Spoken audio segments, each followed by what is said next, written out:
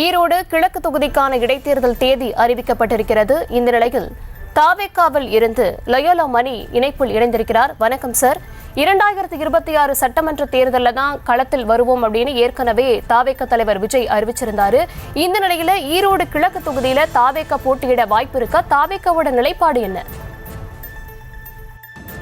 வணக்கம் மேடம். ஈரோடு இடைத்தேர்தலுக்கான தேதி தேர்தல் ஆணையத்தால் அறிவிக்கப்பட்டிருக்கு.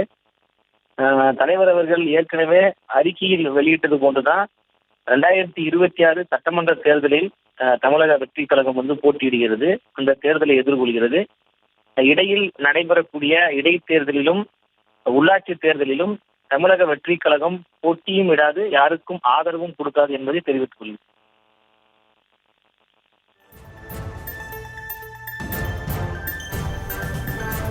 இணைப்பில் இணைந்ததற்கு நன்றி லயோலா மணி.